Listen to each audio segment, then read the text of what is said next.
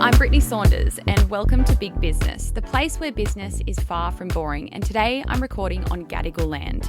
Now, I somehow managed to build an empire from the garage underneath my house, and I'm here to share it all with you, from the wins, the mistakes, the challenging times and the funny moments in between. So whether you're in business already, perhaps you're not in the game at all, maybe you're just looking for some inspo, or you simply just want to hear the tea, this is the podcast for you. Today's guest is the queen of turning your everyday shower into a full-blown sensory experience and the brains behind one of the fastest growing body care brands to come out of Australia. Lizzie is the founder of Sundae Body, a bold, joyful and totally delicious take on body care that launched in 2021 and in just a few short years has exploded into over 7,000 stores across the globe. Today we're talking fast growth, sensory marketing, brand dupes and the fun side of funding stress, plus how she built a brand with purpose that people don't just buy, they believe in. Lizzie, welcome to Big Business. Thank you for having me. I'm excited. So glad to have you in here. Sundae Body has celebrated its third birthday recently, or fourth? Fourth or fifth? Fifth. All the years blur together. Fourth, yes. I remember discovering your products. Obviously, you started out with the shower foams, and I remember discovering them in the shops and be like, what is this? Why does this look like whipped cream in a can? Yep. And I remember buying some and using them. I'm like, this is so fun.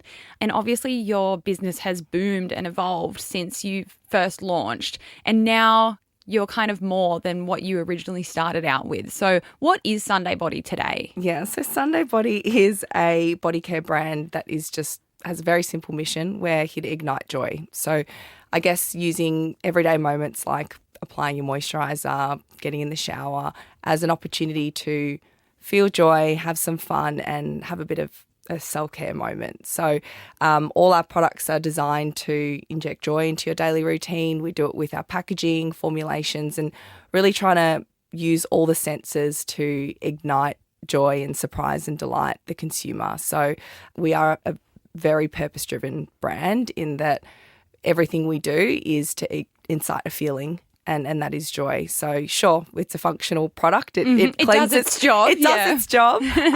But for us, the experience is a lot more than that.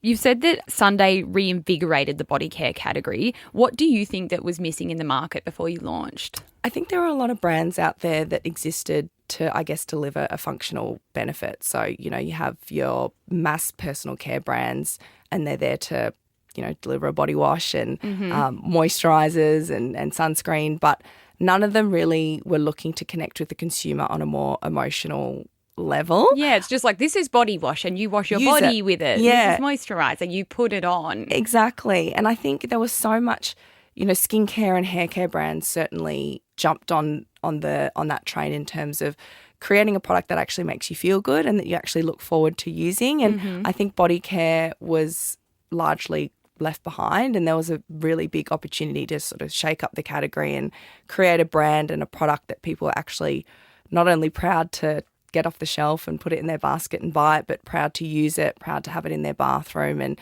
actually feel good using it too. Yeah, there's nothing better than having something that you're excited to use. If you've got to do it every day, why not enjoy it? Yeah, make it fun. Yeah. Make it exciting. Exactly. Rather than just a plain old body wash. Exactly. I mean, no shade to the plain old body washes. But a little bit of shade. A little bit of shade. But I love it. It's so fun. And obviously your shower foams, like that was the first product that you launched with, right? Yeah. And for anyone, I'm sure everyone listening has seen it because you can't miss it on the shelves. Like they look like cans of whipped cream, like down to like the lid is like a spirally kind of shape. And you look at it and you think that is whipped cream. Yeah.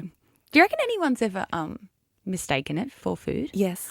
Yeah, we've had people accidentally eat it. And then right at the start, one of our retailers, they accidentally put it in the chilled section. No, like in the fridge part with all the milks and everything. Yes. Because it really does just look like a can of whipped cream. Well, that was the entire point. We really wanted to bring that sensory indulgence of food and dessert into body care. So to do that, the packaging, it had to really deliver on that whipped cream promise. Yeah.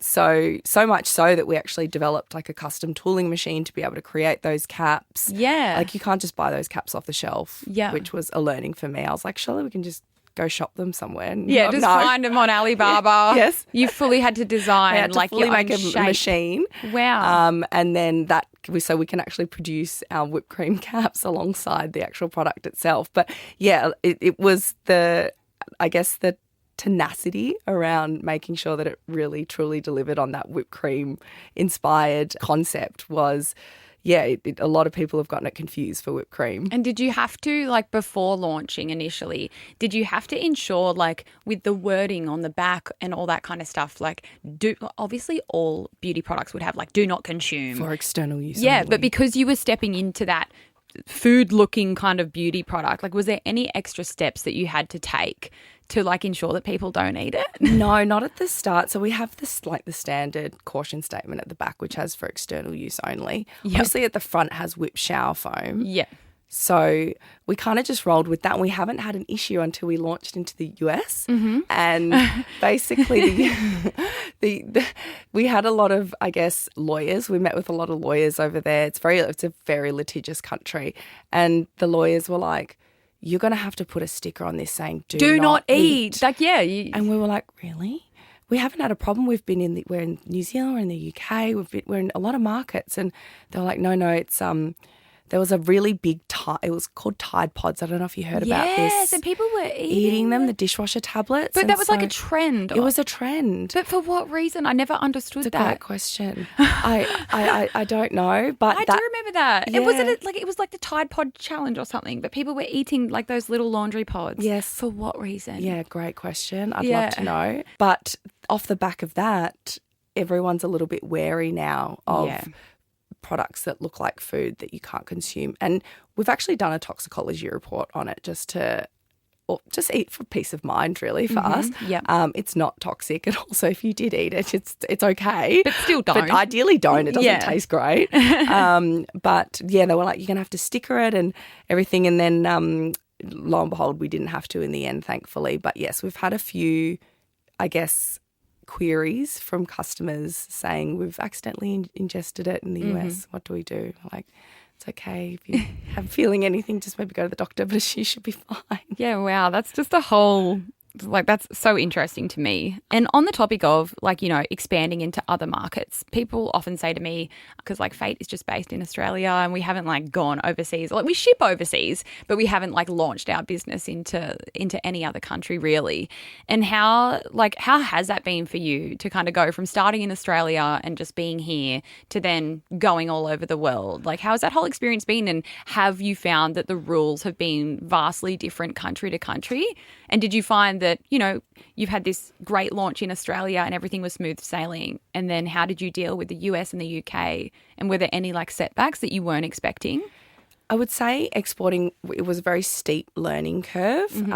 And the first kind of foray for us was exporting into the UK. And so that was a really, as I said, steep learning curve, because what I didn't sort of foresee was the cash flow aspect in terms of when we have to ship via sea. So they can't go via plane. So that can take a few months. So to the UK, it's about 4 months on a boat, And so then by the time you've manufactured it here in Australia, you've put it on a boat, you send it to a warehouse in the UK, we actually ended up having what was probably about like a 6-month cash flow gap, because I just didn't foresee. I mean, I'm sure, like, it sounds pretty simple, right? It's going to take some time to get over there. Yep. You know, by the time you pay your manufacturers and get paid to whoever you're selling the products to, whether it's the retailers or the consumers, there's going to be a gap. I was just like, let's just launch into the UK. Let's do it. Yeah. And just sort of dived in. And that was a really steep learning curve in terms of just having to, I guess, you know, account for that time on the water. Yeah. But other than that, I think for us, we have a plan. So whenever we have a new product or new range, we always launch it in the home market, which is Australia first. Yep. And so that's where we get our learnings. We see what are the best sellers, and then from there, then we export it. So it's probably about a year before we send anything new overseas, and that's helped mitigate, I guess, a lot of potential issues. Because if you're launching everywhere at the same time and suddenly something goes wrong, then you've got an issue in 6 countries. as opposed to just the one. And you can't just like hop on a plane and go fix it everywhere. No. Like what do you actually do? There's only one of me. I can't clone myself.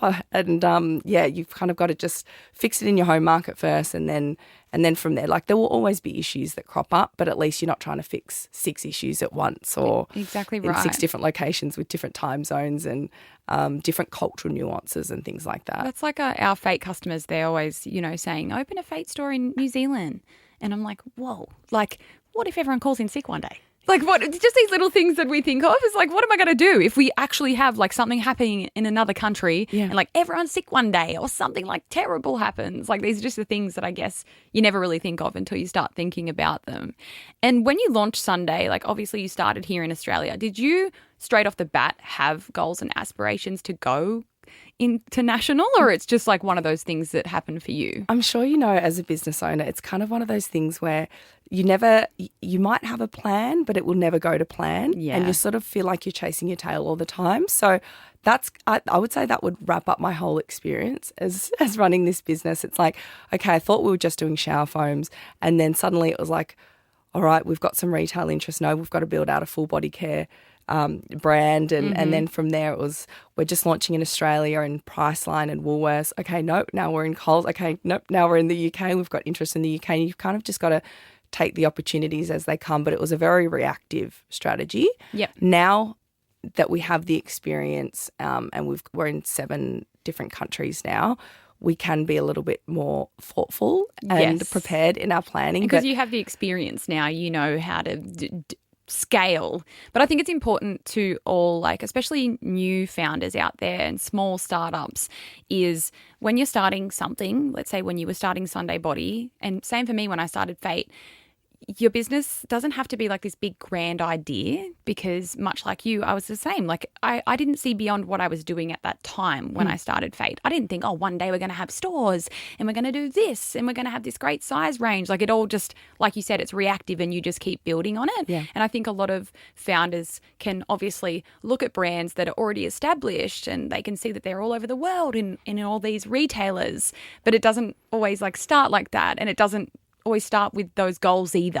Exactly. And it's just a matter of, like you said, taking every opportunity that comes your way and learning and building from there, rather than feeling the pressure of needing to know all the goals that you want to achieve as soon as you start. Exactly. Sometimes it's about just starting with the one thing and then seeing where it takes you. I have this saying, it's the progress over perfection piece, and it's like just 1 foot forward at a time. It doesn't have to be perfect. You're going to learn, you're going to fail. But I think that whole progress over perfection piece has been really key in this whole export experience, because it's a big task to export, and it's a lot of work, and it's not going to be perfect, but it's just 1 foot forward at a time and just taking the opportunities as they come. And then 10 steps back sometimes. And then run forward again after you've been thrown back. Yep.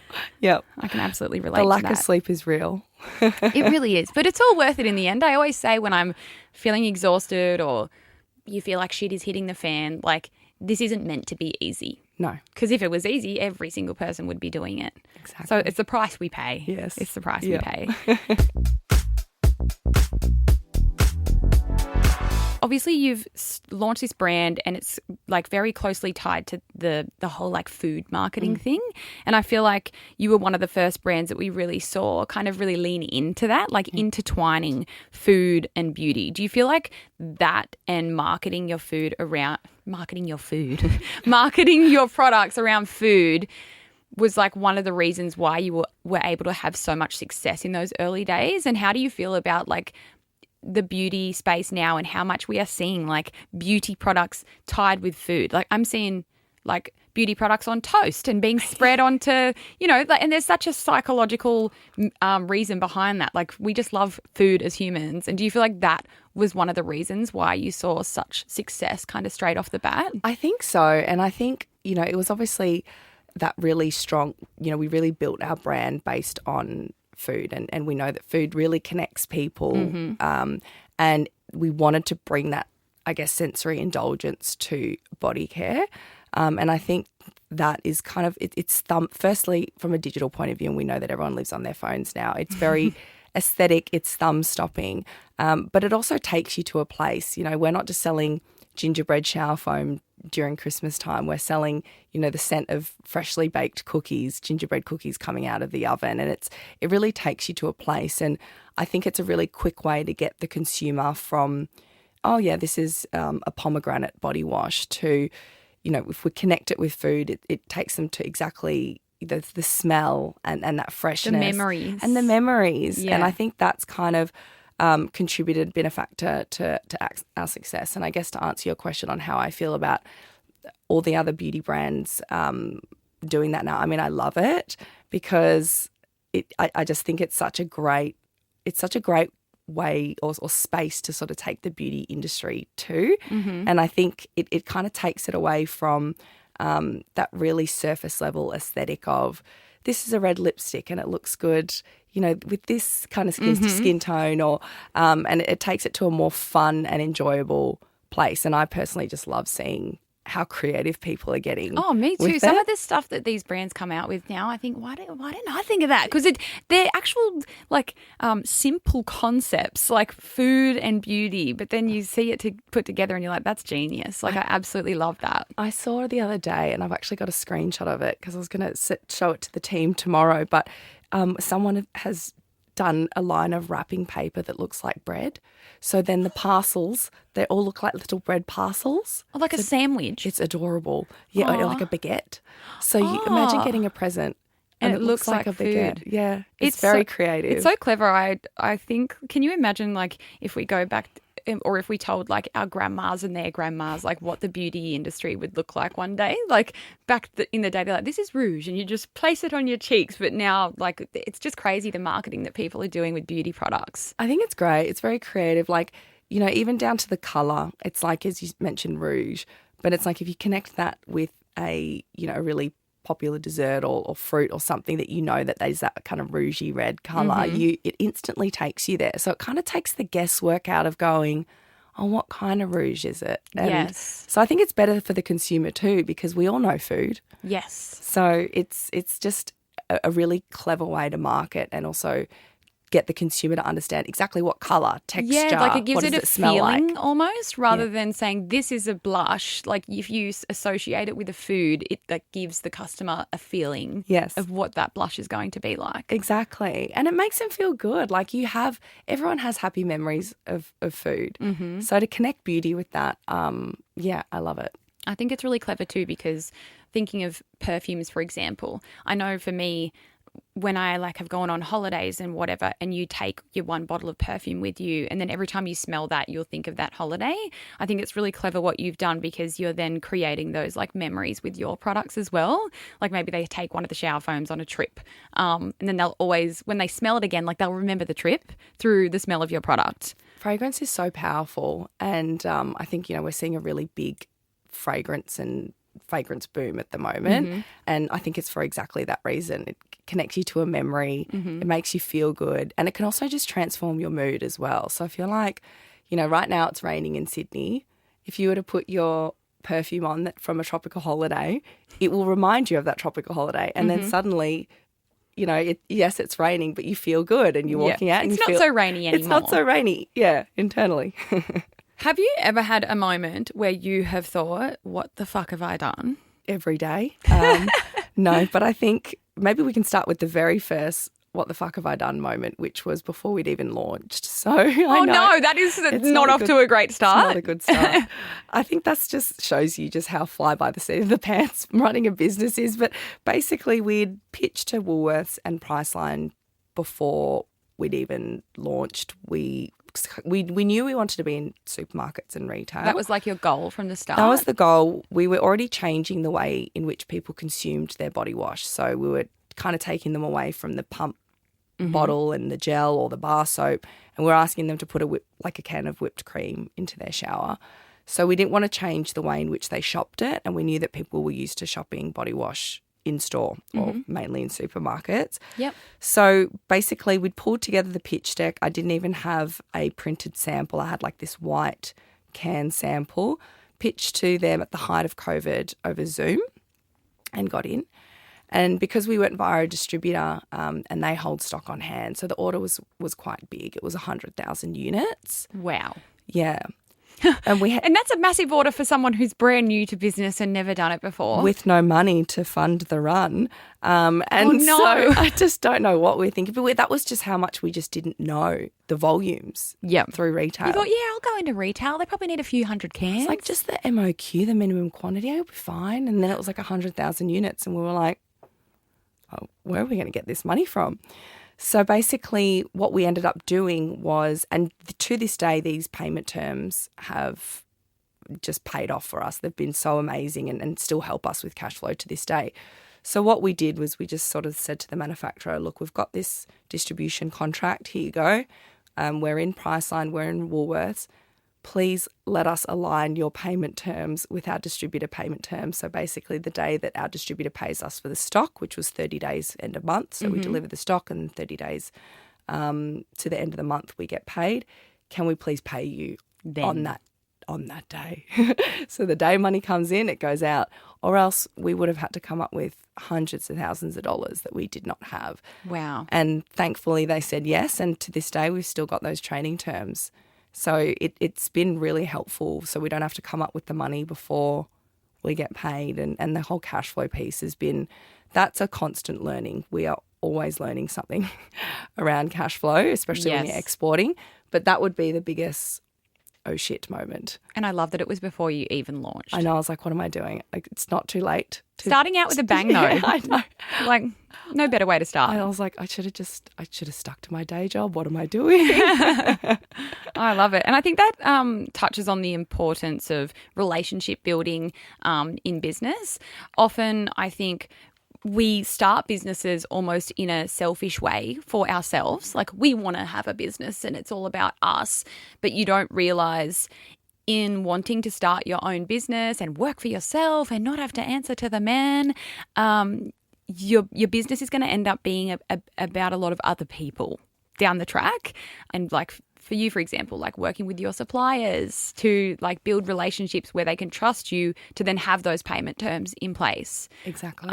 It takes a village. And it really does. To your point, relationship building is so important. And I think, you know, you want to enjoy working with your manufacturers and your suppliers and your distributors. And I think that's something that we really instill at Sundae is like every interaction, we have to deliver on our brand promise of igniting joy. So every interaction with, whether it's internally, externally, has to be a joyful one. Yep. And that's something that we really pride ourselves on. But, you know, there will come times where they will need a favour, whether it's your suppliers or manufacturers. Yes.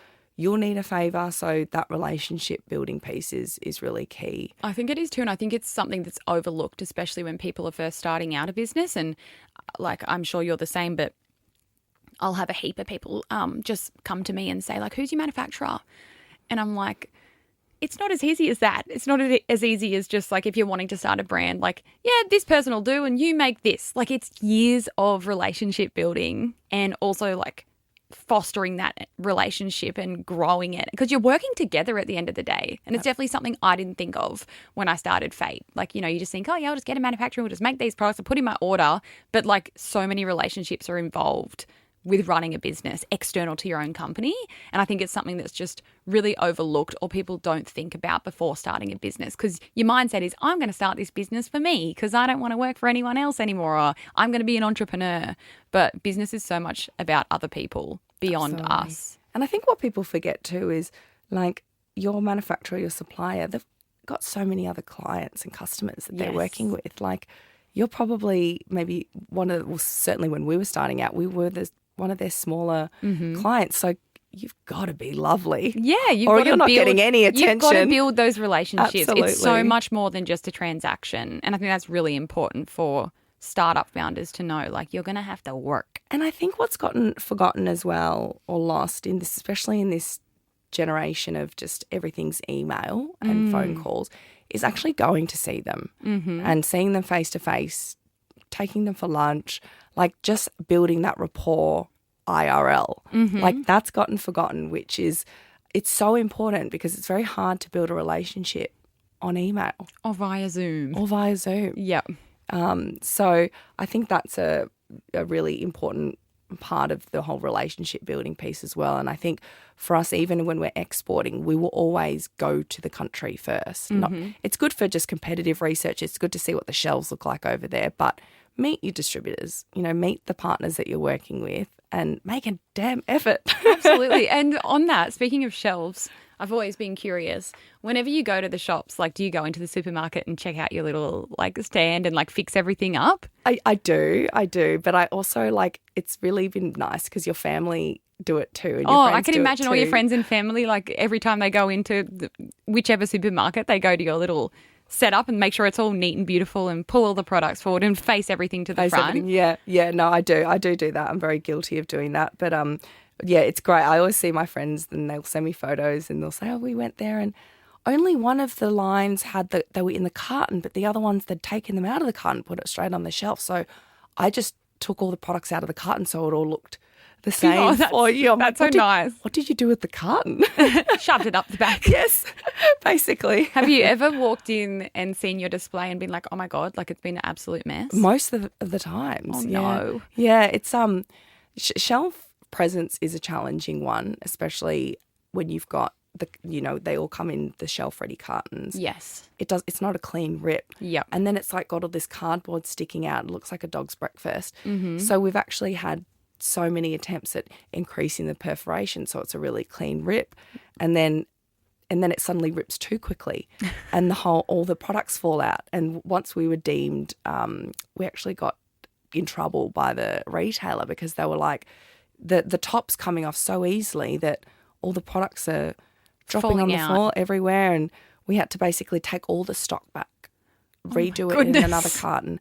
So yeah, it's challenging to get it right. And then on top of that, sometimes they'll, as I said, on some lines they'll use the carton, some lines they won't. So it's not that uniform kind of look that you're looking for. So it always is a bit messy. And then of course when people, they'll take one from the back. That's what I've noticed. Consumers, it messes up everything. Messes up the aesthetic. So, but yeah, I've definitely learned to let that one go. It's like choose your battles. I feel as if though your shower foams were a first of their kind, and with this dupe culture that we're currently living in, have you experienced anyone that has tried to dupe any of your products? We've had a lot of dupes, and it took us a really long time to get the product right. So it was about 2 years, and a lot of that time or product development time was spent on the fragrance component because fragrance completely changes when you put it in a product like ours. Mm-hmm. So it took us a lot of time to perfect it. And it's funny because when we launched, we were definitely the only one in the market. Mm-hmm. And then 2 years later, which is just about the amount of time that it took us, we started to see a lot of dupes come in. And I think for us, it's a compliment, obviously. It means we're doing something right that people want to copy. And it's something that we try not to focus on too much. And I think there's this saying, and I'm not going to get it right, but it's along the lines of if you're driving and you're too busy looking left and too busy looking right, you're kind of not moving forward. And I think for us, it's just about focusing on, the connection that we've got with our community. It's about us focusing on our brand purpose, and that's how we kind of set ourselves apart from not just competitors, but dupes and every other brand on the shelf. And I think that purpose is really important for us. It's around igniting joy and it's around connecting with our consumers in a joyful way, and everything from all our interactions, whether it's online or in real life at events, it's all ladders up to that purpose of igniting joy, and that's all we can really focus on doing. Mm-hmm. We've had a few brands out there that have tried to push that joy piece as well, which that's personal. I know it does feel a little bit personal, but I think for us it's just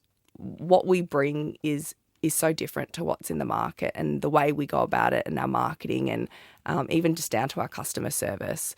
So we've just got to keep focusing on that and just, I guess innovating. And moving forward, working on the next thing. I feel as if though you're so right when someone is duping your product, as as frustrating as that must be, to be like, are you serious?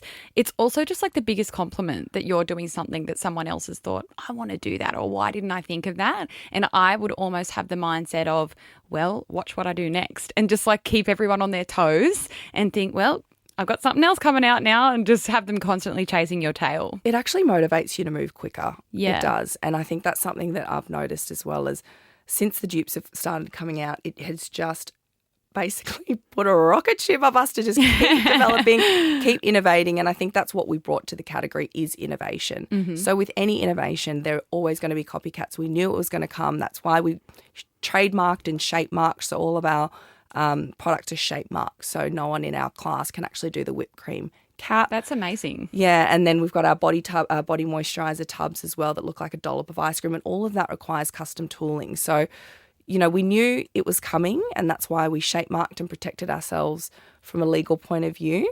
But it really does just push you to move a lot quicker, bring a lot more innovation and new products to different range categories and areas. And I think for us, it's just basically motivated us to move a lot quicker. So absolutely. Be the trendsetter. I always say to our social media team, like, yeah, we want to do all the trends that everyone's doing, and we want to like be part of the fun on social media, but also let's set the trends. Like, let's make the trends. Exactly. And I think you're doing the same with your products. I'm just on your website now.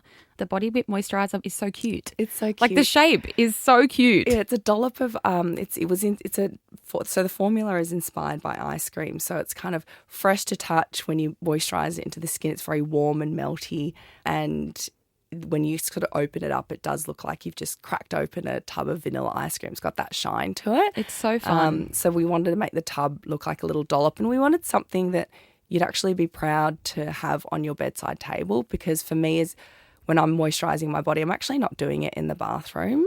So I do it on my bed or in the bedroom. So I wanted something that you'd actually proudly put on your bedside table. Mm-hmm. So, yeah, we love our little body whips. It's very cute. How new is that product? Oh, it's been out for at least a year and a half. And is that one in supermarkets as well? That's in Woolworths and Priceline, and then it's also at Boots in the UK. Awesome. She's gone global. She's gone viral. She's gone global. What would you say is something that people may often get wrong about Sundae, or even about you as the founder? I think people often associate Sundae with just being a shower foam brand, but we're a body care brand, and we've got many ranges from, you know, obviously our shower foams, but we're in skincare and the moisturisers and sun care as well. Mm-hmm. As for me, I think people might think I might have my life together and, you know, everything is kind of smooth sailing. But truth is, I'm pretty chaotic, to be honest. Like, I woke up this morning and spilt my green juice all over the hotel bed that I'm staying in, and had to leave a note on the back of my Uber receipt saying, sorry, I spilt my green juice. And the reason I got my Uber, I had an Uber receipt, is because I broke it out and had to get super glue, like, Ubered to the hotel. So that's just like a snippet of my life. Like, Nice. It's like there's a lot of like hamster on the wheel that's going on in the background of this, like, yeah, this, I guess, this founder life. And yeah, obviously I've got ADHD to the eyeballs. So that's like, just brings so much chaos to my life. But I think that's probably what people might not see, that side. It's very easy, especially if you're like watching someone on social media and everything is kind of perfectly curated and polished. It's easy to think that you've got your life put together. Yeah. But I would say even like for most founders, it can seem that way on socials, but most of us are just like doing whatever the day throws at us, whatever that may be, and just working through like organised chaos, because I'm very much the same. But I think I come across as a bit chaotic, so maybe it's different. I love it. I mean, it's so interesting, because that's the last thing I want to do is put forward this like polished kind of persona online. But truth is, those moments like the green juice or the broken nail, or it's just so normal to me that I don't think to go, oh, I should take a photo of that and post it, because I'm like, this is just my life. Like, I'm like, oh, on to the next thing. So yeah, I think it's hard to find a balance of also just your whole personal profile when you're a founder. And I think you've done it so well. So you got to give me some tips after this. But it's really challenging. Yeah, it really is. And especially if you've started business like without the personal branding. Obviously, I have done my whole journey backwards because I started with the personal brand and sharing the videos of my life online, then started the brand. Whereas like, were you doing any sort of personal branding stuff before Sundae? Never. Or you started with the business idea and then people are, I'm sure, always talking to you about personal branding. But then it's like, how do you organically create your personal brand when you've already got the business there and like the mindset of the business? It's so true. And I think like for the first year of launching Sundae, I genuinely thought, because I'd come from a marketing background where I represented clients. And so you're very much back of house. And products. Yeah. Yeah. It's all about the brand. It's all about the product. And so I kind of launched Sundae thinking I'm just going to build a really strong brand, really strong products, and I'm not going to need to come forward as the founder at all. And so for the first year, I didn't put it, I posted nothing about Sundae on my personal page. I didn't do interviews. And I remember we had a PR company at the time, and they were like, Lizzie, we are running out of things to talk about. We really need to bring forward the founder piece. And I was really nervous. Because being the face of a brand isn't for everyone. And I think a lot of owners do feel the pressure now to be on camera and be talking on the stories all the time when it's like not for everyone to be talking, in interviews or on the camera. It certainly wasn't for me. Like I was very much conditioned to being back of house, and I'll put together the presentations for you, client, and you can go through and present it. And I think I was very conditioned to work like that, and I was very naive in that if I just build a really strong brand, strong product, that's gonna be enough. But I think now consumers want to connect on a personal level to brands, and to do that you need a human. Yeah. And I think it's really powerful to have that personal brand within your business, because obviously every single market out there, there's so much for people to choose from now, especially when it comes to beauty and clothing and everything in between. So owners, focusing and having that personal brand element of the business, whether it's through their own personal socials or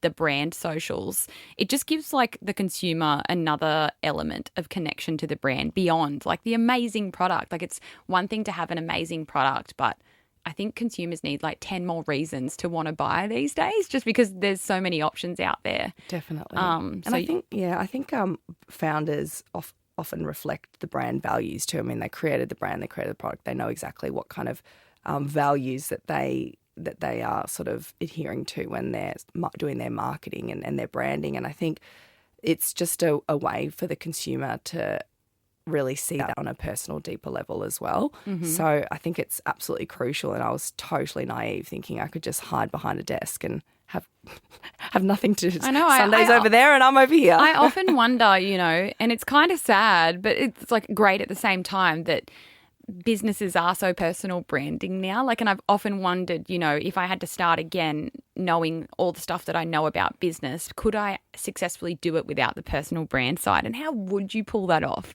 And to think that, back in the day, businesses didn't have personal brands. It was all about the product or the service. And it's just fully changed now. And I think a lot of owners and startup founders are feeling the pressure of, holy shit, I think I need to be on the camera. Otherwise, how am I going to stand out or get ahead? You're basically running two businesses. You're running the business and then your personal brand. And that's me to a T. Like I'm going to work every day and then I'm on my stories at night, like talking to the community and telling everyone what I've been up to. It really is like juggling two balls. Yeah, you wear many hats. It's exhausting. And as you said earlier, it's if everyone could do it, it wouldn't, it wouldn't be as hard. But I think it is really important. And I think what people don't see is that founders do wear many hats. One day you're doing your personal branding and the next day you're, running your business. And then you're in a HR meeting and you're like, oh my God. And then you jump back out and you make a funny video and you just get flung around. That's me. I'm in the HR office and then I'm in the warehouse doing a video. I'm like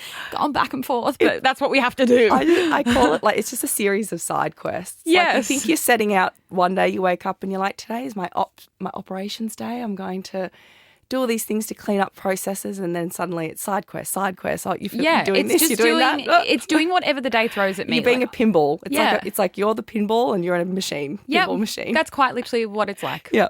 To a T. Final question for you, a bit of a big one, but if Sundae could collaborate with anyone, a brand, a celebrity, a creator, who's at the top of your dream list? If you have anyone, because I know that's a hard question to answer. It's a good question though. I'm a massive fan of Rhode, Hailey Bieber's skincare brand. So I would have to say selfishly Rhode. But I also, if I was to put my business hat on, I love that brand because they've actually done the food marketing so incredibly well. And they do their overall marketing really well. And I think the way that they seamlessly integrate Hailey's personal profile and the brand is really good. So you often see her creating, like the was it strawberry skin, or was it? Yeah, like the trend, with the blush. Yeah. And so she was doing that on her personal page and we didn't know, and then suddenly the relevant product drops from Rhode. And it's just clever. It's very clever, it's seamless, it's effortless, and I think the way that they do their marketing is really impressive. And I think that there are a lot of synergies between their brand and our brand from that sort of dessert food inspired piece. So I'd love to collaborate with One Rhode. person that I can see that would be, this is just my creative idea, is a collaboration between yourself and Sabrina Carpenter, because she had like the short and sweet tour, didn't she? Like everything about her has been sweet, and she has like all the espresso songs and like they're all about kind of being really sweet. So that's my pitch. I'll put it out into the universe. Somehow you're going to get connected with Sabrina Carpenter and there's going to be like a collaboration that you do with her. Because I think she do something with Rhode? I think she did. Or Skims, or I don't know. Anyway, I can see that working because she just looks like she has the whole sweet vibe going on. So I feel like that could work as well. I love it. Thank you. Let's put that on the vision board. Yep. I'm sure you'll get an email tomorrow from her person to be like, hey. Just from her. Yeah. Oh, yeah. She'll just Let's DM just go straight you. for it. Yeah. She'll reach out. Yep. Oh, well, this has been so great to chat with you, Lizzie. We always wrap up every big business episode with a little tip of the week. It can be a personal life hack, something that you've just discovered that you love, or it can be business related. Off the top of your head, do you have a tip of the week for us? Okay. Actually, this one's one that I recently discovered. It's a website called Import Yeti. Okay. Yeah. And so basically what it does is it looks at the shipments coming in and out of the US. And so you can type by supplier or brand and you can see all the shipments. What? But you can also see their manufacturers. What? And what freight forwarders they're using. So you can see suppliers, I'm manufacturers. writing that down for myself. It's really good. So if you're trying to find a manufacturer I had a friend, she was trying to find a manufacturer. So we looked up a competitive brand and we're having a look at, okay, what are the manufacturers and suppliers they use and are importing into the States. Wow. There you go, everyone. It feels a little illegal, but it does. like, I'm here for it. I think it gives the same sort of energy as looking up the Meta Ads library. So Yes. I'll put this as my tip of the week, not that I am meant to be doing one because you did one, but for any business owners out there that if you're looking for inspiration for ad creatives, you can literally go to the Meta Ad library and you can type in Rhode, and then there you will see every single ad that Rhode has running on Facebook and Instagram. You'll see all the creatives, all the copy, all the captions, and you can look that up for any brand that is advertising, and you can use it as inspiration for what they're writing in their captions, in their copy, what kind of artworks they're using. I absolutely love that. And it feels illegal as well because it feels like I'm snooping on every single ad that every single brand is running. It's great, But it's a great hack, Yeah. Especially if, you want to look at what people in your industry are doing. And you can also see on there how long the ad has been running for. So it would be like published on March 22nd. And if it's been, up since March and it's May now, you'll know that that's a successful ad. So you can kind of use it as inspo. So there's my little tip of the week too. It's a great tip. I have used that a lot. And what I found was really good is especially on, I didn't know a lot about e-com when we launched Sundae. Like I had a lot of digital experience, but not e-com. And so I found that particularly useful when I was like, how do you talk about like Black Friday or Cyber Monday and 30% off, and how do you do it in a way that's not like salesy? And so what I'd do is I'd look at the ads library and see how other brands were talking about discounting and promos to help me. Oh, love. Well, thank you so much for coming on today. I could sit here and chat for hours, but to wrap it up, where can everyone find you and Sundae Body? Well, you can find us in Australia at Coles, Woolworths, Priceline and Big W. So everywhere, basically. Yeah, there's a lot of places. And then we're also in, six other countries as well. That's crazy. So, yeah, we're definitely mainly retail, but we also have our online, so just sundaebody.com. Well done. Thank you. Thank you so much for having me. Anytime.